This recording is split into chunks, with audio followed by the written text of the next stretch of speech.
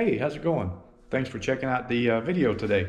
So today I'm going to be working on this F1 once again. The last video I released was doing the kingpins on the front of this thing. So I will leave a link in the description below on that deal. But today I'm going to do the front brakes. I already did the back brakes and I already talked about doing the back brakes on another video. We'll go ahead and show you on the front what we've done so far. I got everything ready. I got everything lubed up. The wheel cylinders are on. I had to get some new wheel cylinder link bars. The other ones were bent. We had a hard time getting the drum off because the adjuster wheel was seized up. We couldn't loosen the brakes up, and it was very hard. It took us a while to get the drum off. And as far as doing that, it was pulling on the brake shoes and it bent the outside of this tab right here. As you can see, they got a slit in them for the shoes to go in, and it bent this outside. So I went ahead and got some new ones. They had these in stock at O'Reilly's. They're just random sizes, not specifically for this car, but these are the exact size and everything that I needed. So that was cool, and they were cheap. And like $6 or something, $5, $6 for both of them. So, but anyway, you can see we've done the kingpins. Like I say, you can check that out on the other video that I'll leave a link for. So I've got wheel cylinders on. I got the brake hoses on. I don't have the brake lines ran yet. The hose goes into here. So right now I just got it zip tied hanging down. I don't want anything getting in the hose. So I've got, I'm actually using anti-seize. You can use, lithium grease or a little bit of grease. I use anti-seize because it doesn't sling, it doesn't drip, and it really sticks to the surface pretty well. So these backing plates were really in good shape for a 1949.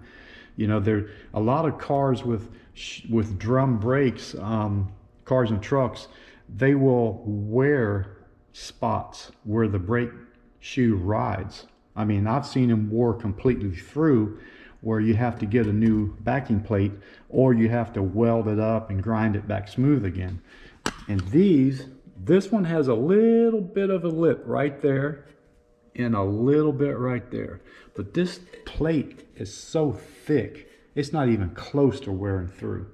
So I just used my my little air tool with the sanding disc, or you can use whatever you like, but I use this right here. I put an aggressive disc on it, and I went to town on this thing and just cleaned it all up real good. And then I sprayed it with brake clean, blew it off, and it was good to go. And I did that when it was off the vehicle. And then of course I got everything back on. I got all this clean. So yeah, I just kind of lubed up where they're going to sit. I even lubed up here, and I'll show you why. So I found this out on the back. These are the brake, the hardware kit, the springs. These are returns. There's two on one side, two on the other, and they actually lock in here, and then they attached to that spot up there that I lubricated.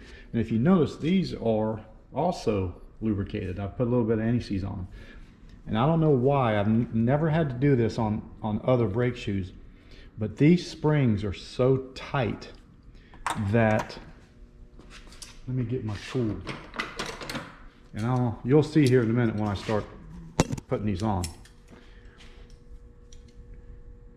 This tool is a brake tool, and what you do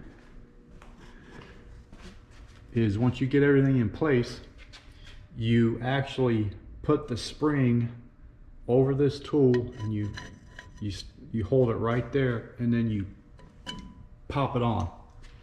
Well, these springs are so tight that they did not want to go on. So I found by lubing these things up, making it, slippery, I even put a little bit of lube on my tool. It made life a whole lot easier getting these on. They typically are not that stiff going on. And I guess it's just because they're aftermarket. And they're exact same size and everything as the stock ones that came off, which are in pretty bad shape. They were really rusty. And of course, these are the springs that hold the shoes onto the backing plate.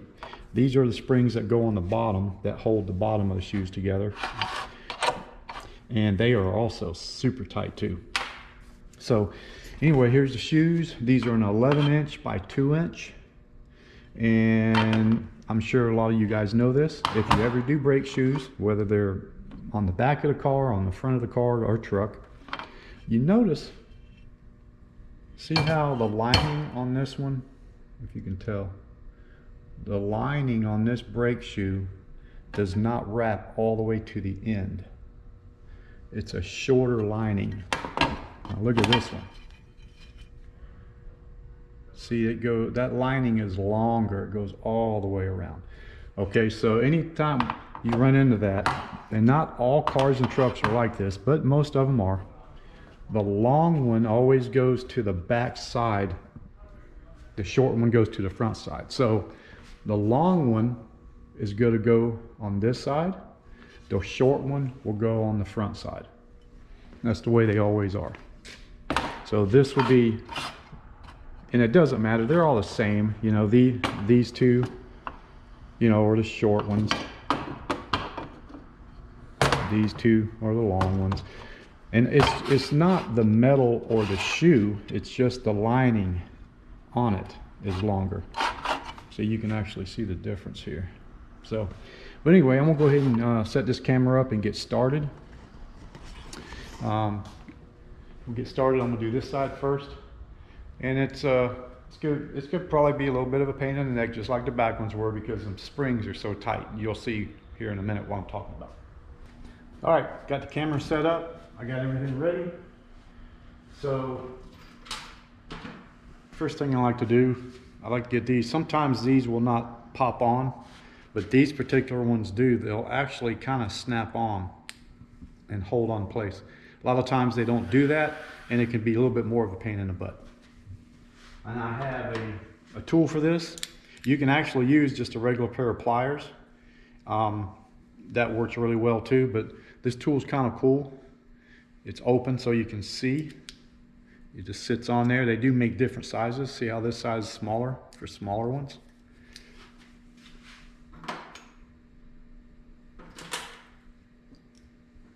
So first thing I like to do, as you can see, these got the slit in there. The slit goes in there.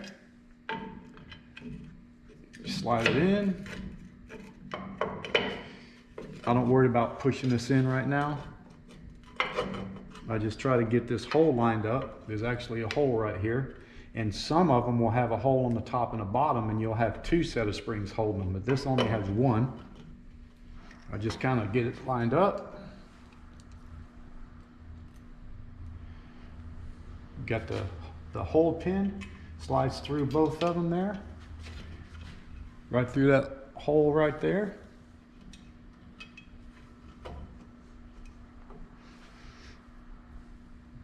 Put this on. I try to, you see these are actually, I'll show you here in a minute. I'm gonna go ahead and get this on, but just line up the slit, kind of hold it on there a little bit. Put my tool on. I hold the back so I don't push it in, and you basically just have to line up.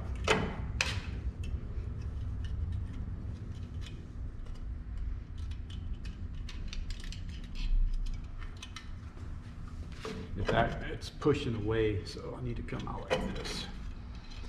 Got to try to get the angle just right, so because I don't have enough room in between the brake shoe.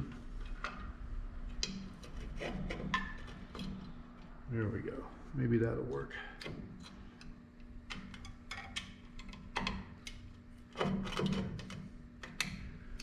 Slide it down. The hole's a little bit close to the side of the shoe.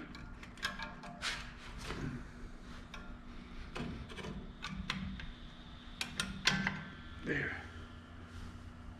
Yeah, gotta turn it a little bit more. All right, that's a good start.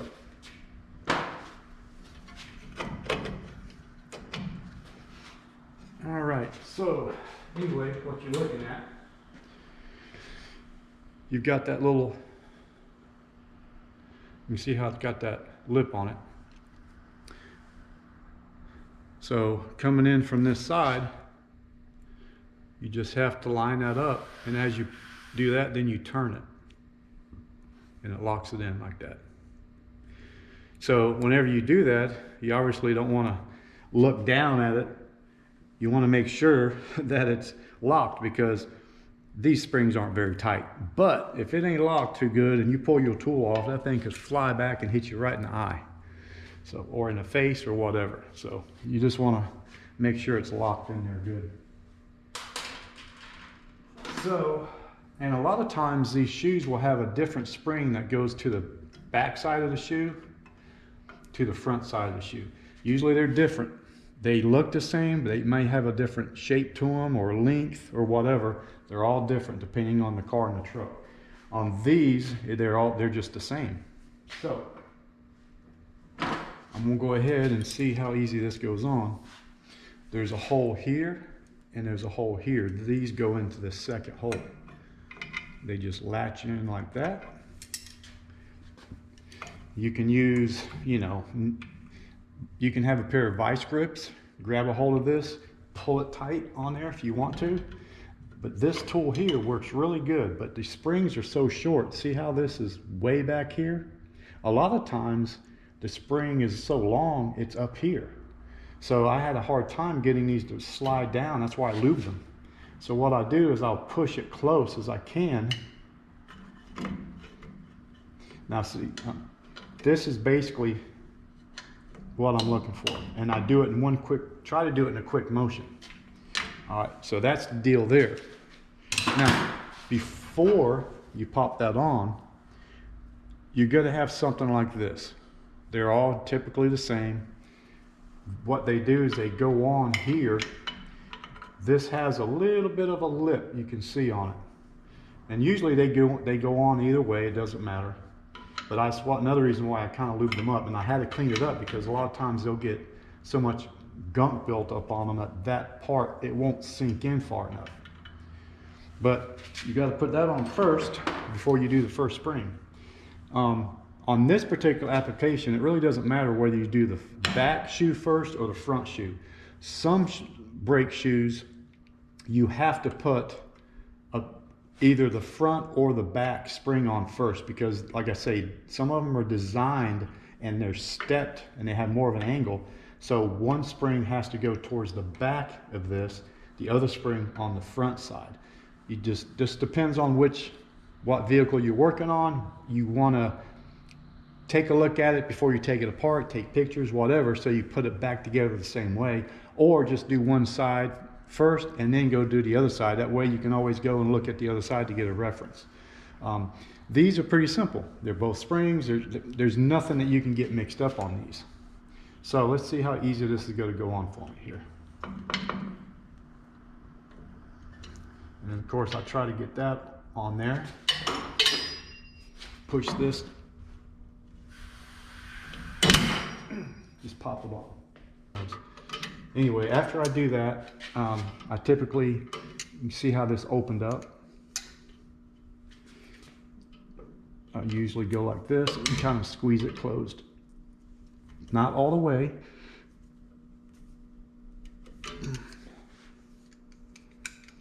Just kind of squeeze and close a little bit. These are some very hard springs. Maybe they just copied on what they did back in the day, because nowadays, man, these metals is so soft. Maybe these metals were this hard back then. Quality stuff. There you go. Just have to squeeze it down a little bit. You don't want this thing ever to stretch open and pop off. So then I'll just make sure that's on, and then I tap this back, because there's just enough room for two springs, that one and the other one for this side.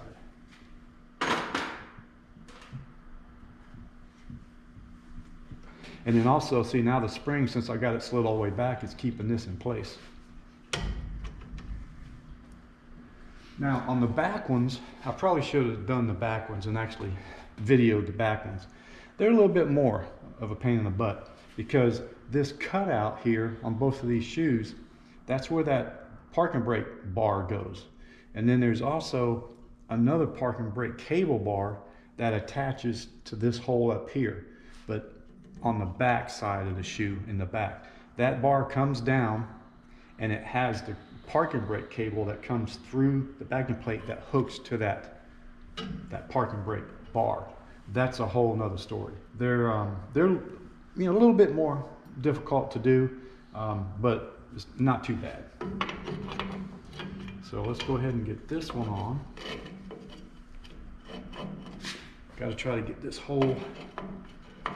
And now this is going to have a lot of pressure on it since that one is pushing the piston in on that side.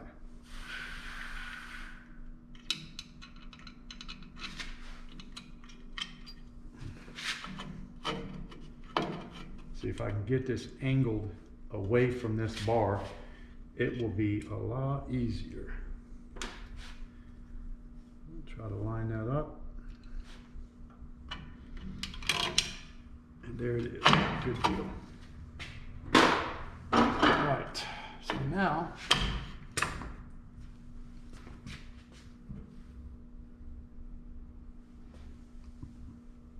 let's see if I can't get this one popped on there. Now another thing too, typically what I like to do is I like to hook the spring up first before I put this on. But these are so tight that I had a hard time getting them. But once, it's actually easier on the front ones because see, you can move this.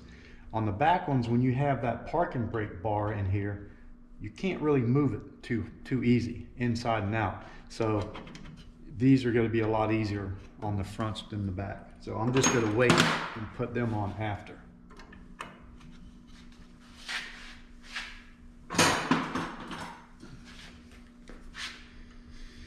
See also too, these are closed up a little tight. These really should have been rounded a little bit larger, I think. That could have been the problem too, because that's why it's not wanting to slide on my tool too easy. This tool has a lip on the end of it that grabs a hold of that. So I'm going to just push in on this because see, I don't want it to pull out and break nothing. See how it's not wanting to go up there. So let me try to just get it closer. I'm gonna have to just try to do it in one motion, I guess. And not bust myself in the face here. There it goes. Sometimes when you do that, this one will end up behind that spring. And that's, you don't want that. You just have to pull it back off and redo it. But this one went on where it needed to. So I'm gonna try to squeeze these together because it basically, it stretched them open by me doing that. And see now the roundness is actually larger. And I think if they would have made these springs like that to where it was a larger diameter or larger curve, I wouldn't have that issue sliding on this. Not unless maybe I can get a smaller one. I've had these for years though, so they seem to work fine. So everything seems fine. It's definitely locked in between that lip or behind that lip. So now, this here is a spring that keeps these together for the adjuster. So also what I did is I took this apart. These were locked up. Like I sprayed Blaster in here and I sat them up like this. They were probably about right there. I let them sit for 2 or 3 days and it loosened them up. I got them loosened up. And then I took it apart. I hit it with my wire wheel, my bench grinder with the wire wheel on it, cleaned the threads up. I put some anti-seize on there and now they work great. That way I didn't have to buy new ones. One of them was pretty bad. I had to put heat to it to get it loosened up. Anyway, you want to screw them all the way in. And then I also cleaned all this out and put a little bit of anti-seize there because this is supposed to spin free. So these, obviously, there's a slit back here for the adjustment tool to come in from the back. Obviously, you can't get to it if it's on this side, so it has to go on this side. And this spring, a lot of newer cars and trucks will have, they'll have like a, it's kind of a lock is what it is. It's a metal tab that has a spring on it that comes over, and the tab goes in here and it keeps this from turning, and it's like a click click click every time you adjust this. On a lot of these, they just have the spring on it. The spring will keep it from turning. So what I do is, this has to go on the top of it, of this adjuster.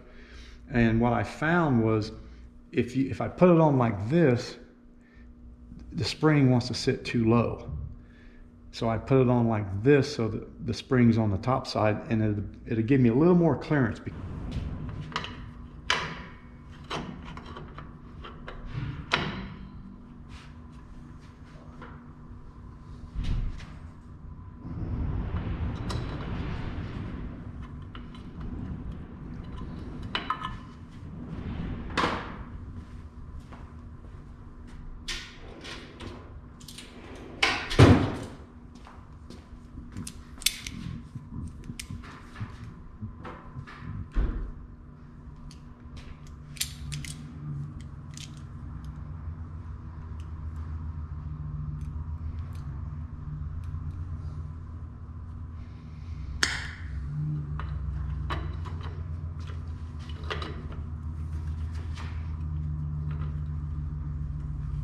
Okay, I probably should have just put it all together before I did this, because these springs are tight.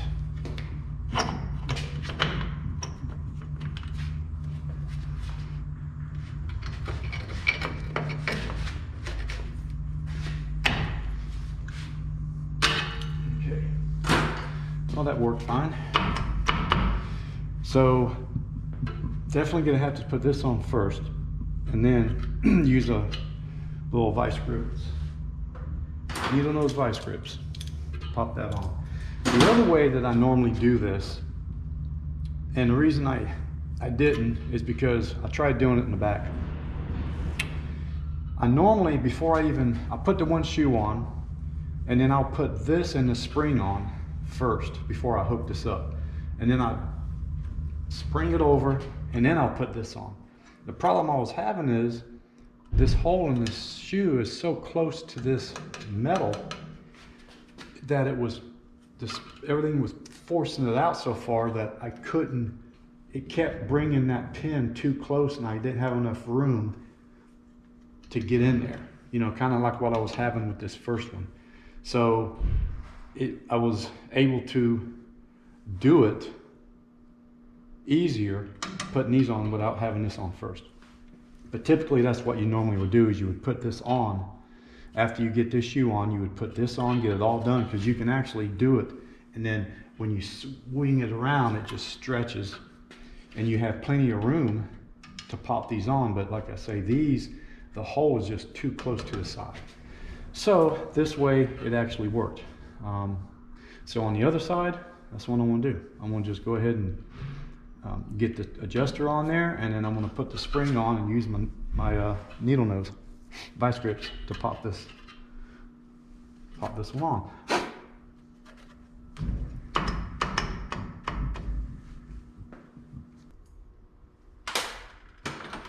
And like I say, you can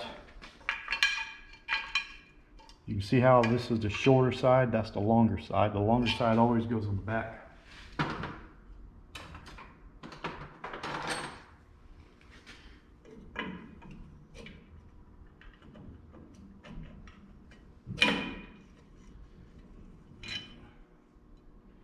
Like that does fit those. Just kind of get it on there. Got to try to get this pin facing this way, because right now, something like that right there might work.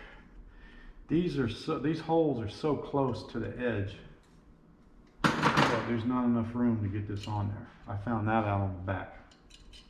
So I got to keep pointed this way for now. And use this little tool, line up the groove and turn it. And want to make sure that it's locked in place. So got this side done. Okay, got it on there. Everything's cool. Before you pop this spring on, we have to put this piece on. It basically holds the shoes in. I've got it all cleaned up. There's a little bit of a lip right here that it fits over.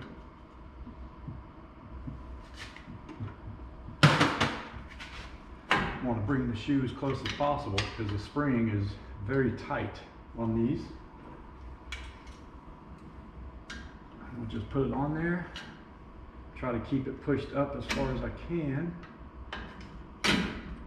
Let me try to get that back on.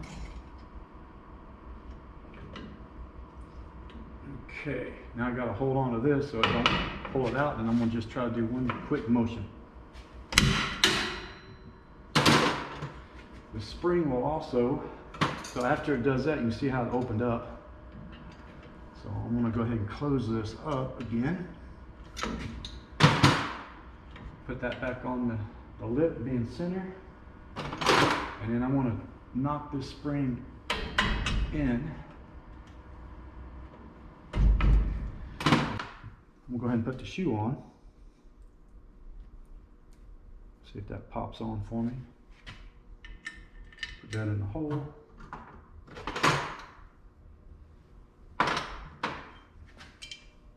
And we'll go ahead and get this started here.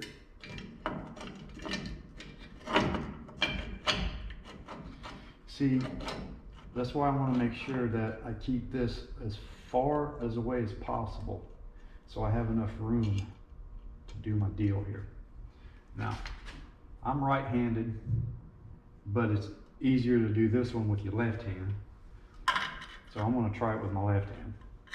We'll see if I can get it on there with my left hand. I want to make sure that's lined up.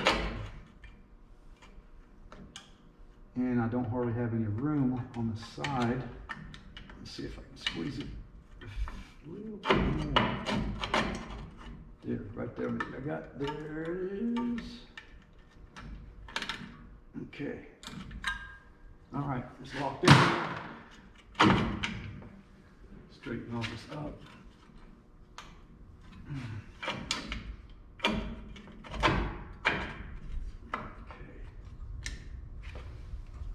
These springs, I like to get these springs as straight as possible too. There you go. You know, sometimes they try to pop up, out, in, whatever.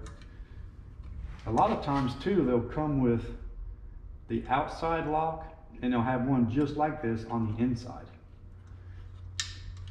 Just to keep the spring from popping around. So that's pretty much it there. Now I'll just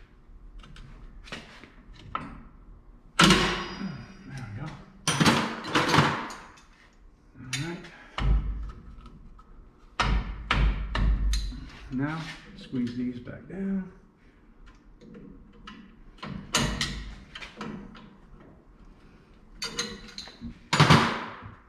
I guess you could also, since the curve on these are so tight, I could have probably opened them up first and it might have made it easier. But regardless, these things are a little bit short and tight, so it is not fun. So on this one, I'm going to put this star in, the adjuster, call it a star, it's adjuster. We'll go ahead and put it in first.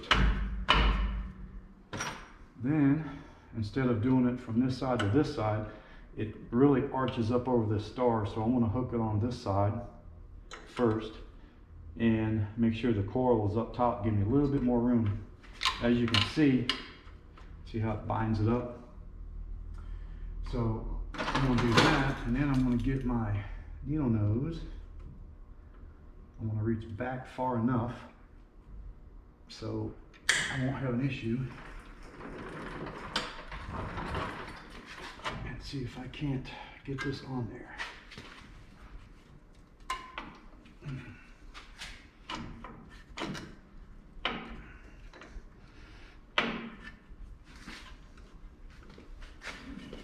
Just gonna have to.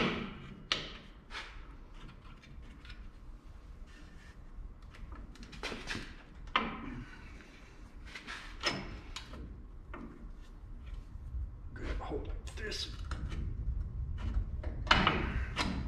And then things are tight.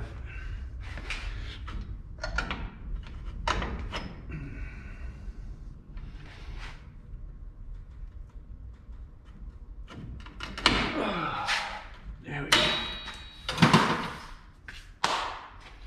And as you can see, it arches way up over that. That's definitely some old school stuff right there. So that's pretty much it. The drum, I've got the new drum for this one. The other drum on the other side's resurfaced. I gotta go ahead and get these bearings packed, get the hull on, and then I can slide the drum on over it, because the drum has to go on over the lug nuts. And that way it'll center it, and then I can adjust these out for that. So let me get started on that.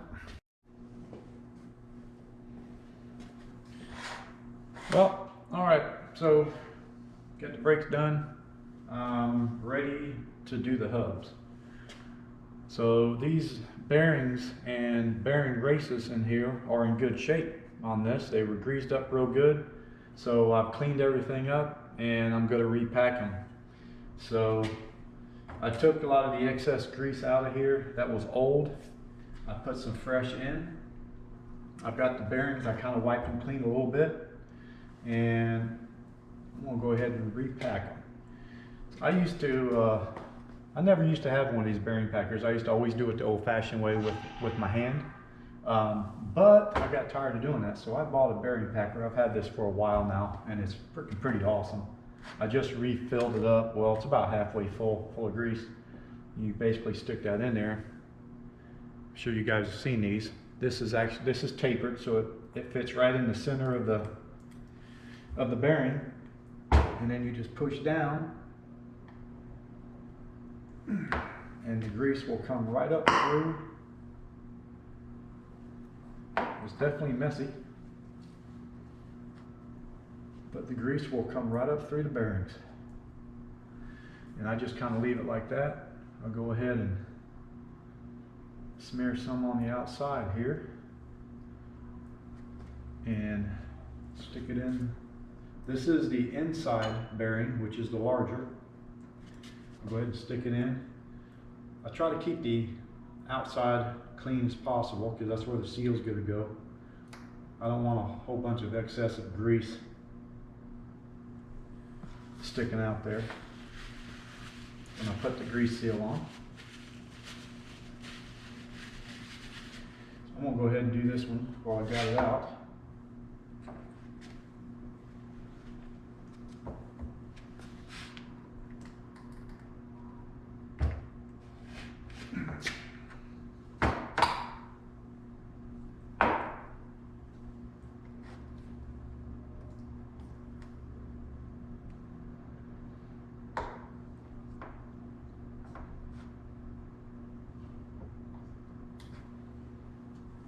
I'll do this one again. It's a smaller. And sometimes you have to stand on them.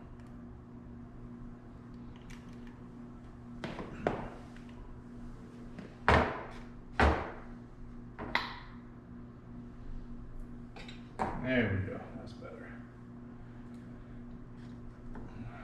So you can see where it actually pushed through the bearings. And it will push the old grease out and force the new grease in. So I just kind of clean it up a little bit. I'm not even going to mix this old grease back with the new. I'm going to just get rid of it.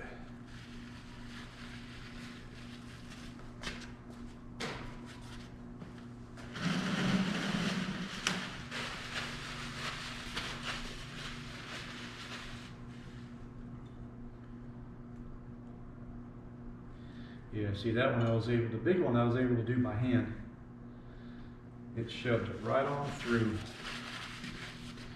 And of course these packers, they will start putting a lot of grease on the outside. So it's a good idea to every now and then clean all that grease off, pull the plunger out, and then put the grease back up underneath it. So, because as the grease comes through, it's always excess grease. I guess if you don't overdo it, it won't make such a mess, and you won't have to clean that. But it is what it is. This actually screws back on, so I just screw it on, and I can pull it out, clean off the grease, and throw it back into the bottom. But there's plenty on the bottom. I'm gonna leave it the way it is for now. There's a cap that covers that, keeps it clean. So what I'm gonna do, I've already got the nut and the washer cleaned off. Well, almost forgot, got a new grease seal. This is definitely an old style grease seal. It's got, instead of rubber, it has a type of a felt on there. So I guess that's what they use. I've got this already kind of greased up a little bit in here when I slide it on so it doesn't damage it. And put a little bit right there. And I'm gonna go ahead and tap it in. We'll tap it on the hub.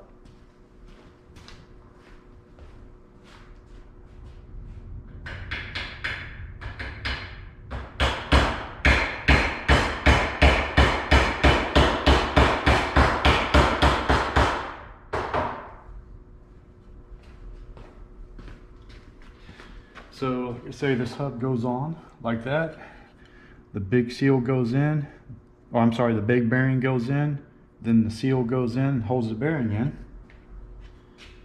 And I'm gonna slide this on nice and easy. And then I'm gonna push it to get that seal on over that lip. And this one will actually stay because of the type of seal it is. If it was a rubber seal, it might slip back off and you have to hold on to it. But these, you don't have to. That kind of seal that it is. So like I say, I've already got everything cleaned off inside. I've got the bearing packed full of grease. I'm gonna shove it in there, take off some of the excess. This big washer's got a little notch in it that slides into this groove because you don't want the washer spinning. That's why they do that. And put this big nut on here.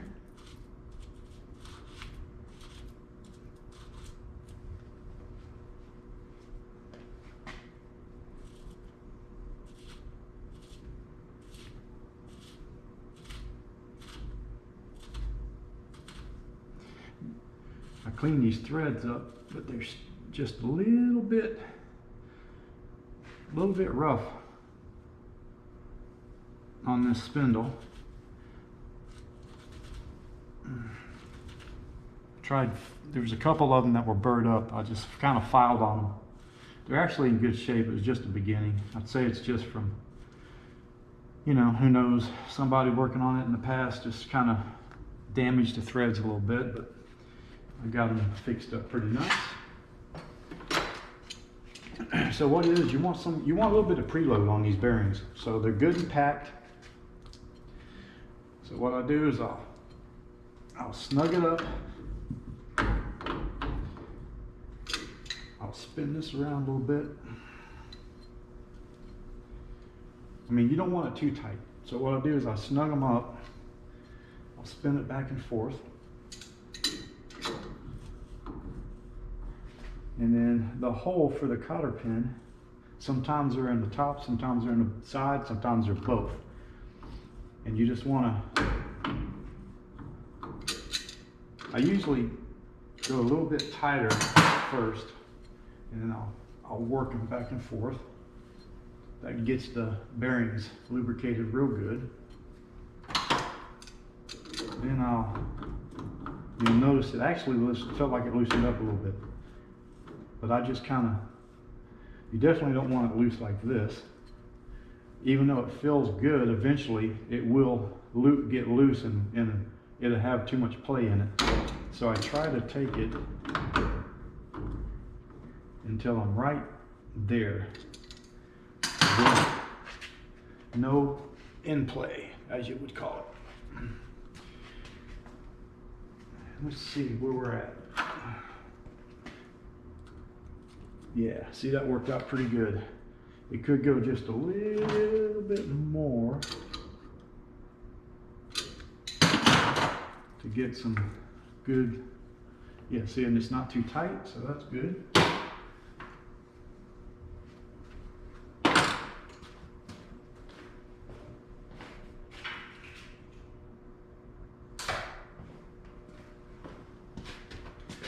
And I'm gonna go ahead and put a new cotter key in there. And one side's always longer than the other. I usually have it facing out in a situation like this. Pull all the way through like that. And then you can walk this around. I usually just cut off the little excess. Tap it in a little bit and then I'll cut it off right there. Yeah. See, that feels good.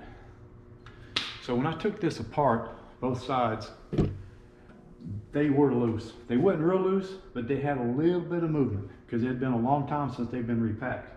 And I was afraid the bearings and everything were going to be damaged, but they wasn't damaged. They were in good shape. So, you know, the customer's spending a lot of money on this truck. I mean, we're doing, you know, we had to do all the brakes, brake lines, master cylinder, you know, you name it. Some suspension stuff, wiring harness, you know, we got to do gauges. We're having to rebuild the motor. We're going to go through the transmission, kind of freshen it up. You know, that's going to cost some money. We got to do, we got to get the seat done. It needs a seat frame. The seat frame on it's not any good. So we're trying to save him any way we can. Just like the shackles here. The shackles were in good shape. You know, they took grease. There's no play in them. So I would say they've been replaced years ago. So we didn't do those. We had to do the shocks. We had to do the brakes, all the brakes. We had to do the kingpins. Kingpins were really wore out. So anyway, the last video that I posted was installing the kingpins. And so yeah, I mean, we could have went ahead and replaced all the bearings and all that, but there's no sense in doing it if we don't have to.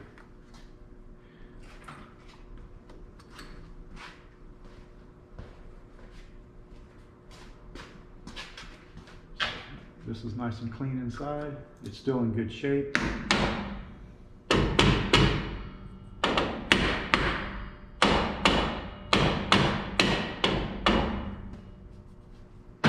It's on there nice and tight. Nothing's bent. Sometimes, if these are bent too bad, it spins, it will hit the cotter key that I just put on. That's why you want to make sure that cotter key is not sticking out too far to hit anything.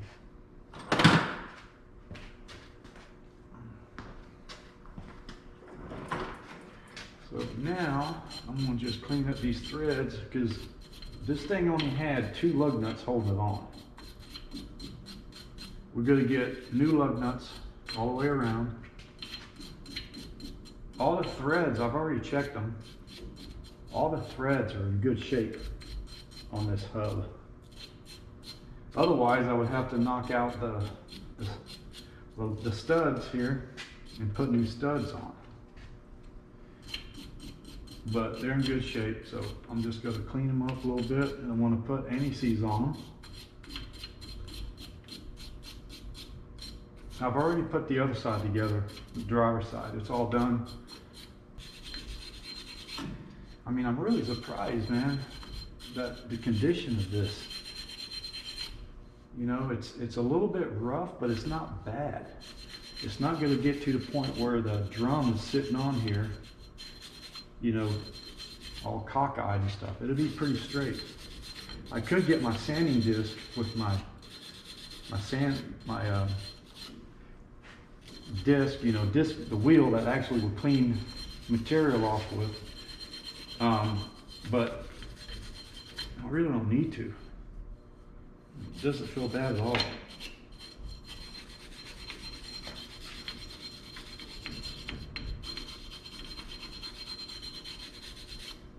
I want to clean this corner out. That way that drum will fit on there. Well, let me go ahead and throw this drum on here and see how it works. Bearings feel good.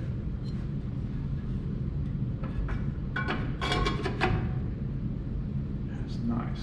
Okay. Well, I'll have to adjust them out, adjust the brakes out to fit the drum, but I'll do that later. I'll get the drums on there. I'm gonna go ahead and clean up these threads a little bit more and throw some anti-seize on them. And I'm gonna get the drums on. I'm gonna get the tires on it. I'm gonna drop it on the ground, and we're gonna be rolling this thing out because we'll be done with this one for a little while. We've got the engine block going to the machine shop. It's already taken apart.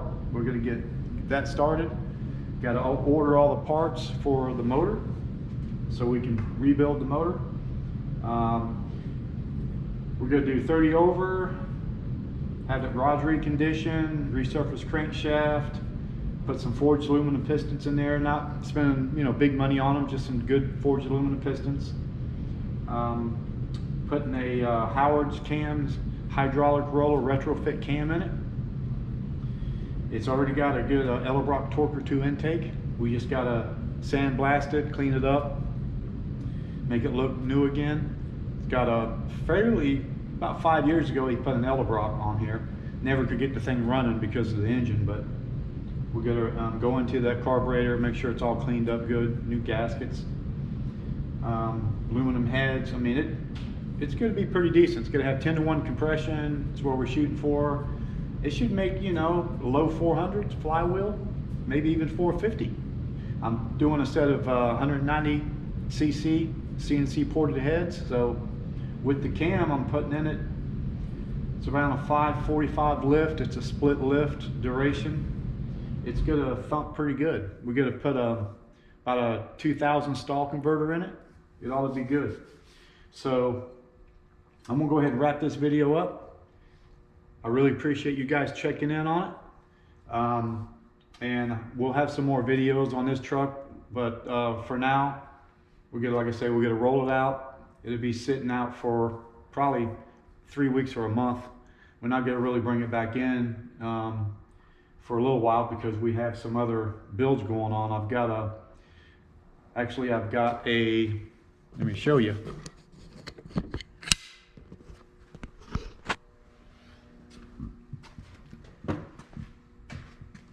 So this is the Mercury Zephyr that's in here now. It's a 302 car. It's actually got a Fox body engine in it, so it's a roller motor. But we are doing our top end kit on this one. I'll do a video on this one. I'm going to get all these parts down. These are all his parts right here.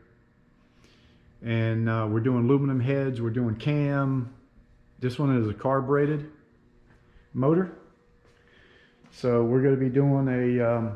It's got a Wyand aluminum intake on it, but it's not really what he wants. Not what I want. So we've actually got a Ford Performance.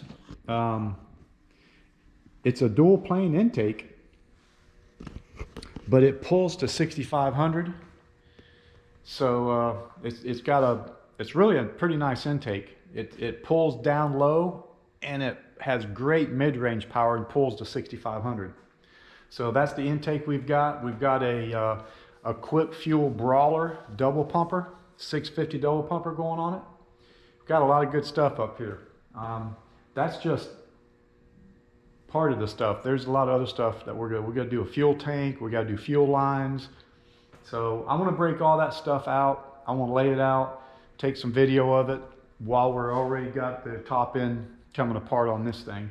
And actually this kit that we put together makes about 400 flywheel on a stock bottom end 302. We're using AFR 165cc heads on it, so that'd be cool. Now, what you see behind me here is a 2008 Mustang Bullet. It's all original, low mileage. It's never seen rain, never seen weather. It stays in the garage. It's a customer of mine that he owes a towing service here, and we use him for towing. And that's basically his car. Him and his wife go out and drive it when the weather's nice. But that one, we're going to be starting. That's why the truck is leaving, and that one's going to be going on that lift. I'm going to start taking that thing apart tomorrow. What we got right here in this box is a supercharger kit. It's a Vortec V3 SI. It's a water to air intercooler. About 9 pounds of boost. We're not going too crazy on it. Got bigger injectors, got a fuel pump booster. It'll make decent power.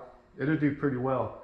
So that's going to be cool. We're going to be doing that on that car.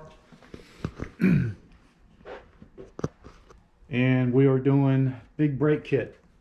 Wellwood brakes on the front and the back. We're doing the brakes. We're doing the, so it's going to be drilled and slotted rotors, 6 piston calipers in the front, 4 piston calipers in the back. It's going to have, we got brake hoses. It's going to have the drum. So this thing uses drum parking brakes on the back, not ratcheting calipers. And so the whole kit it's got the new cables and everything for the parking brakes. And the brake lines are all stainless steel brake lines that go on it. It's really a nice kit. So that's going on it. And then he's got a set of 20-inch wheels and tires already mounted. I've got them in the storage out back. This one has got the stock wheels and tires on it. But it's going to be a total transformation when everything's done. It's going to look really nice. So anyway, I'm going to go ahead and cut this video off there. Appreciate you guys checking in. Be sure to like, subscribe, and share. We got some good videos coming up. All right, we'll check you on the next one.